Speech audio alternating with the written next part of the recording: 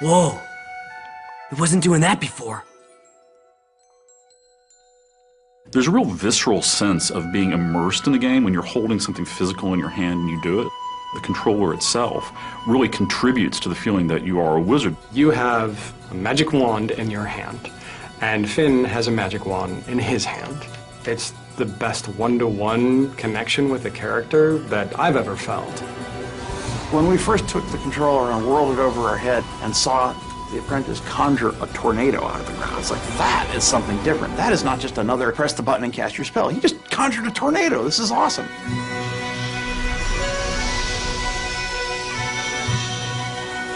Sorcery High Concept started out as a very iconic demand. What if you one day found a magic wand in a box? What would you do with it? What would you try? What would you hope and imagine that it could do? This is fun!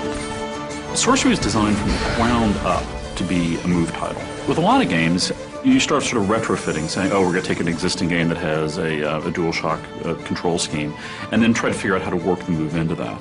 But with Sorcery, from the very beginning, we built everything around making the move an essential central part of gameplay.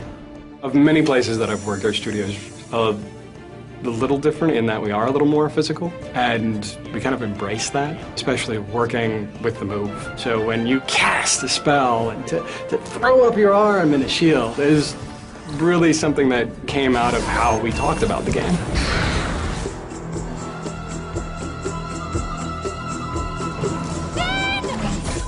A lot of the motion control games that you see, sort of like it's detecting that you're doing something, but it's not precise. What really excites me when I play Sorcery is the degree of control you have. So if I'm using it to cast arcane bolts at somebody, it actually matters where I'm pointing the controller at the screen. But we could also let the player put English on it. So for example, if you cast like this or cast like that, that actually hooks the bolts around and arcs them in interesting ways. So it becomes a very technical, a very skill-based gameplay experience.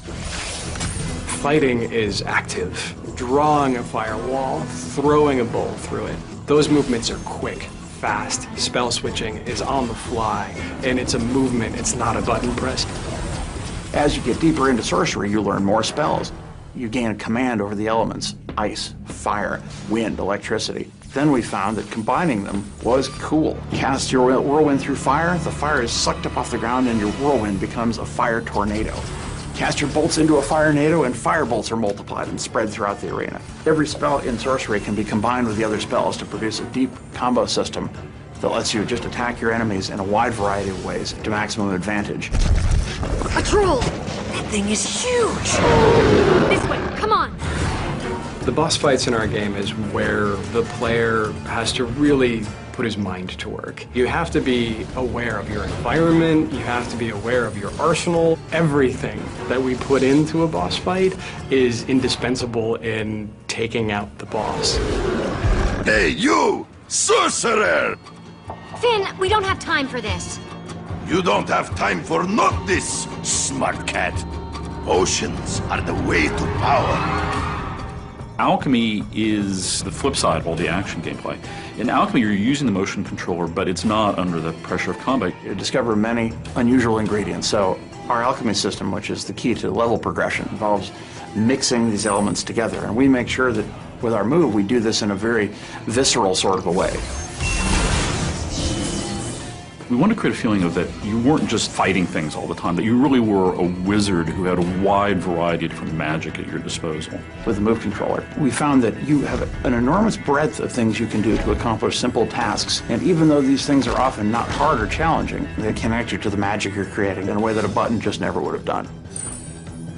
That's the heart of what makes the motion control experience potentially a permanent part of serious hardcore gaming, is people are realizing that this device lets me have a much richer interaction with the world than any traditional gaming device.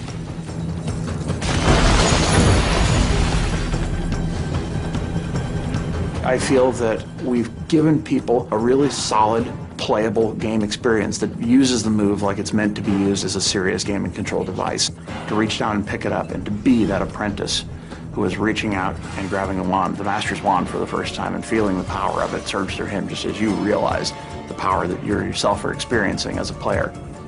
PlayStation